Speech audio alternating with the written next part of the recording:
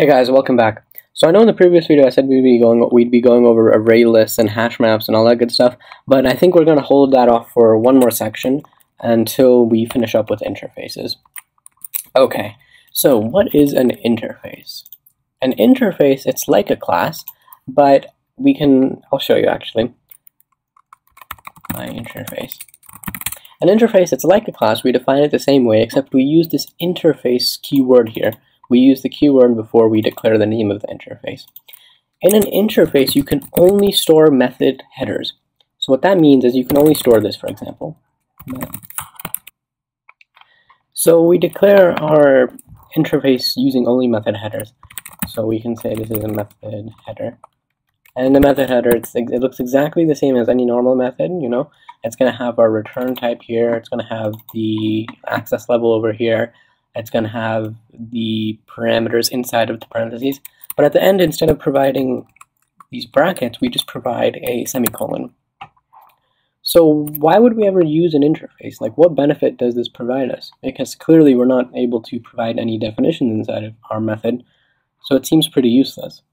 Well, suppose we did this. Let's create a new class.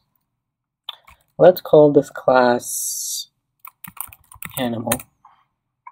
So what this class animal is going to do is it's going to implement my interface. So we're going to implement this interface, but in order to implement this interface, we have to override every method that's declared in this interface. It's very similar to how, for example, if we had an abstract class and we tried to subclass it, we would have to provide definitions for every method that we had declared that was abstract. So in the same way, we have to provide a definition for every method inside of our interface. Now we can do that easily by just by going here to this error and doing add unimplemented methods. Alright, so now we've added this unimplemented method. And now, just to make this example a little more clear, let me rename it to do something. And then let's change it so that we don't pass in any parameters. So this method is going to be called do something, which is going to be a normal function that doesn't take in any parameters. Okay, now let's declare a class called car. So this class represents like the vehicle, automobile, right? So this is like an automobile, right? And it implements the myInterface class in the same way that animal does. And now we're going to override this. Okay. So now we've overridden the do something method again. Okay, so let's just print out something inside of each of these methods. I am a car. And now inside of our animal method, what we're going to do is we're just going to do system.out println I am an animal. Alright. Now what we can do is let's create an animal. Animal is equal to new animal. And then let's create a car. Car is equal to new car. And now let's create a list of items equal to animal car. Alright, so this may look a little strange, but what we're doing is we're creating an array of myInterface types. So this is our interface, right? We can declare variables of this interface, just like we can create objects from a class, right? So we have our animal class, and here we're creating an animal object. But we say that this variable is of type animal. Similarly, we say that this items array contains items that are types of myInterface. So it turns out that animal, it implements myInterface, therefore it is of type myInterface. Similarly, car implements myInterface, which also means that it is of type myInterface. If we were to do something, maybe, like suppose we did this now. Or actually, suppose we extended a class. So we did extends, I don't know, string. Oops. We can't extend string actually because it's immutable, if you remember from our previous lectures. But we could maybe just another random Java class. We could extend thread, right? This is also allowed. What does this mean? Well, it means that animal now is a type of thread and of my interface. It includes all of the properties, variables, methods of thread, while also including all of these method headers declared inside my interface. Those of you who have worked with maybe like C++ are familiar with a concept known as multiple inheritance, which means that one object or one class can extend multiple classes. The idea is somewhat similar. It's as though we were extending both thread and my interface. Instead, in order to do, we're not allowed to do that in Java. The only way we're able to do something kind of similar is by using an interface. An interface lets us include a bunch of different methods in classes that might not be related at all. Animal, for example, animals aren't really related to cars, yet both of these guys are implementing this interface. This implies that we can implement multiple interfaces, not just one. If we were to define another interface here, for example,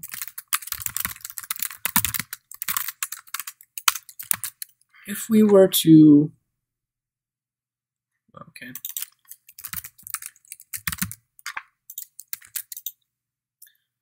and what's going on? Oh gosh, all right. Maybe we can do this actually. Public test. Does that work? No. Okay, so the only way to do this is to, I guess, put it in its own file. New interface test. And this isn't going to include anything. Okay, so now what we're doing is we're implementing two interfaces at once.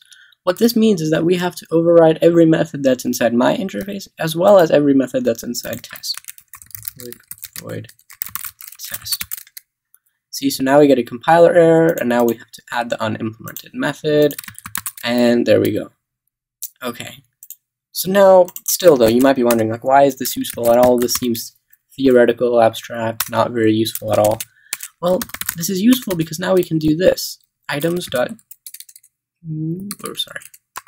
interface. Let me change this name to item, actually. Makes a little more sense. Item dot do something. Okay, so this is useful because now we're calling this do something method on every item inside of our array. We're calling it on this animal object and we're calling it on our car object. You might recall that this is similar to polymorphism. But if we wanted something like polymorphism, the only way we could get that is by declaring a base class and then having both of these guys, animal and car, subclass the base class. So we could have, for example, a class named something or do something, and then animal would extend do something, and then car would extend do something, and then we would override this do something method.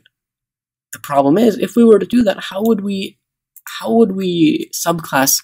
Like, suppose we wanted another class above animal.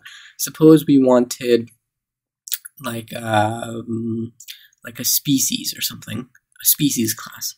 If we wanted to extend or subclass that class, we wouldn't be able to do so because we were subclassing the other base class that was giving us this do something method. So by using an interface, we're still allowed, in essence, just to subclass something else. That is one main advantage of using an interface. Now, if we run this, we'll get the desired output. We'll see I am an animal, I am a car. And just to verify this, the first item inside of our array is indeed an animal, and the second item is a car. We can debug this by using our debugger, and let's step through one time. Now we're going to step into this function. The first function we step into is in the animal class. We step out again. Now we're going to go here, step into it again, and now we're in the car class. All right. Go back to our Java window, and we're back. Okay, what are perhaps some other advantages of interfaces? Interfaces are also useful when you're dealing with asynchronous code.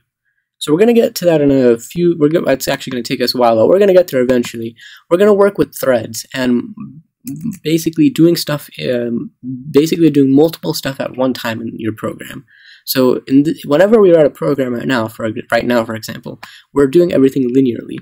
We declare this variable, then we step over to the next line, we declare another variable, then we declare another variable, and then we loop through all those variables.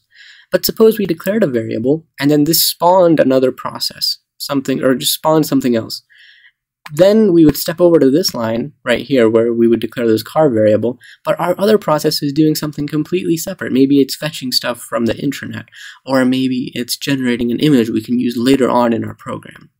In order to communicate with that other process, basically, in order to fetch data from that other thing we've created, we need to use interfaces, or we will use interfaces at least, and those are going to prove invaluable when we want to do that. In the next video, I'm going to go over some differences between the abstract type and the interface type, and when we would use an abstract class over an interface. Alright, I'll see you guys then.